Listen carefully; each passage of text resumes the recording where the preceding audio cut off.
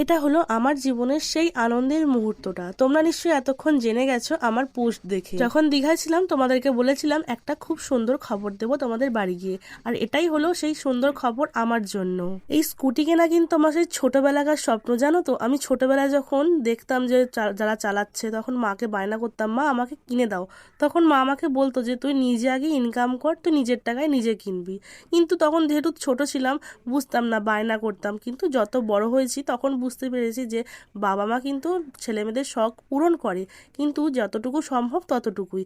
কিন্তু এগুলো তো নিজের দায়িত্ব, তাই না? তাই জন্য তখন থেকে ভেবেছিলাম যে আমি নিজের টাকায় কিন্তু একদিন আমি স্কুটিটা কিনবই। তবে হ্যাঁ, বাবা মা যা কন্ট্রিবিউশন করলে না, পাশে থাকলে আমি কিন্তু কখনোই পারতাম না এই জিনিসটা। কারণ আমার মনে হয় কোনো ছেলে মেয়ে তার বাবা মা না পাশে থাকলে, বাবা মার না সাহায্য পেলে কোনোদিনই একটা ভালো কাজের দিকে এগাতে পারে না। আজ তোমাদের আশীর্বাদে আর আমার বড় মার আশীর্বাদে আর আমার বাবা মার আশীর্বাদে কিন্তু আমি এই সুন্দর কাজটা করতে পারলাম আজ। এটা কেনা যেমন আমার একটা শখও ছিল, তার থেকেও বেশি বলতে পারো এটা আমার একটা কাজের মধ্যে পার্ট। ভেবেছিলাম অনেকদিন আগেই কিনবো, কিন্তু কোনো কাজে লাগানো ছাড়া শুধু শুধু এতগুলো টাকা খরচা করাটা আমার মনে হয় ঠিক হবে না। তাই জন্যই এতদিন অপেক্ষা করা, যখন সঠিক সময় আসবে তখনই কিনবো। আর এখনই সেই সঠিক সময়টা এসছে, তাই জন্যই এখন কিন্তু আমি কিনলাম।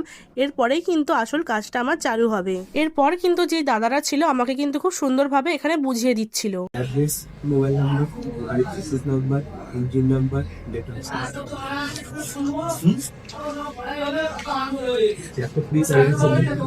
সার্ভিস।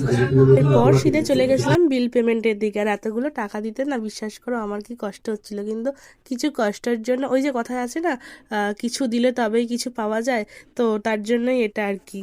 তো তারপর আমরা দুজন মিলে এখানে অপেক্ষা করছিলাম যতক্ষণ না বিলিংটা হয়। তারপরে দাদারা দেখাচ্ছিল যে তোমার কত হয়েছে, তো সেটাই এখানে লিখছিল অ্যামাউন্টটা। এরপর আমরা এখান থেকে বেরিয়ে গেছিলাম। তারপরেই কিন্তু গাড়ির কাগজ, রোড চালান সমস্ত কিছু আমার হাতে দিল দাদাটা।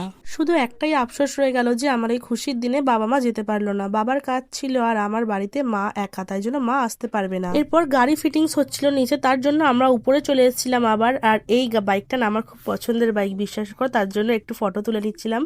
আর ওখান থেকে এই হেলমেটটা আমাকে গিফট করা হয়েছিল। আর আমার এই হেলমেটটা খুব একটা পছন্দ হয়নি, তবুও ঠিক আছে। আর কেন জানি না আমার না খুব হাসি পাচ্ছিল এটা। তারপর খুব খিদে পেয়ে গেছিল, জানো তো। তারপর ওখান থেকে চলে গেছিলাম, সামনেই মোঘল ছিল, ওখান থেকে একটা রোল খেলাম। আর এসে দেখি আমার স্কুটি কিন্তু পুরোপুরি একদম রেডি হয়ে গেছে, সুন্দর কিন্তু লাগছিল। আমার এই স্কুটিটা তোমাদের কেমন লাগলো অবশ্যই কিন্তু কমেন্ট করে জানিও। লাস্ট একটু ফটো তুলে আমরা কিন্তু ওখান থেকে বেরিয়ে এসেছিলাম। চলো ততক্ষণের জন্য টাটা।